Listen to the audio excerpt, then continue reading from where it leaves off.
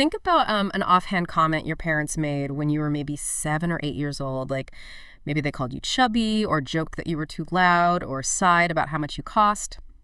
Why do you still remember that today? Well, welcome to a new deep dive.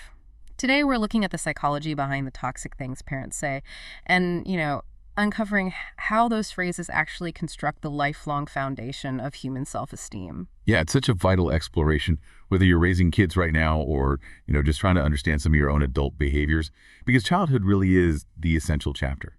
It's that period when our core beliefs about ourselves are literally under construction. Right. I always like to think about a developing brain kind of like wet cement. Oh, that's a good way to put it. Yeah, like when we're adults, the cement is dry, so an insult might leave a scuff mark, but you can just brush it off.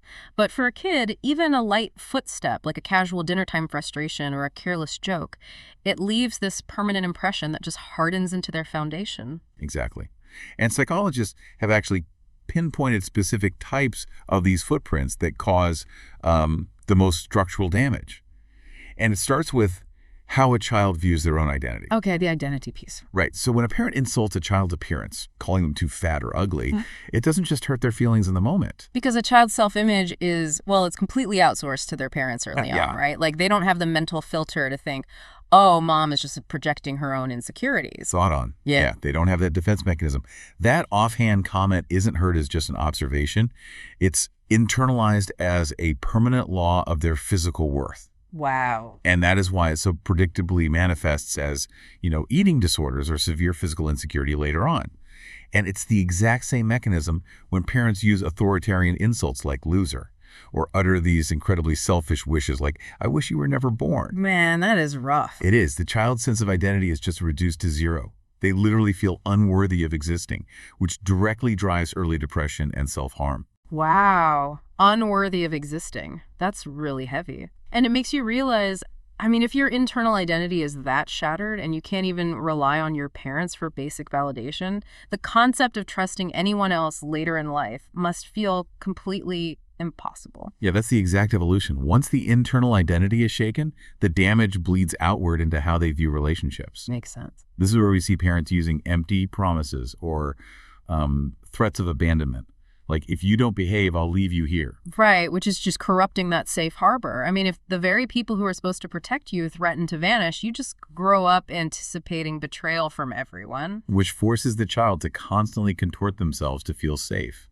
We see this behavioral distortion when parents mock a child's unique quirks or maybe constantly compare them to a sibling. The child learns to hide who they really are just to avoid ridicule. Which breeds some pretty deep lifelong resentment within the family, I'd imagine. Oh, absolutely. But perhaps the most insidious distortion happens when parents make a child feel like a profound financial or emotional burden. Wait, hold on. I'm stuck on that last part. Because, if a parent tells a kid, hey, we can't afford that, money doesn't grow on trees, isn't that just good parenting? Yeah. Like, how is teaching financial responsibility toxic? Well, it's a really crucial distinction.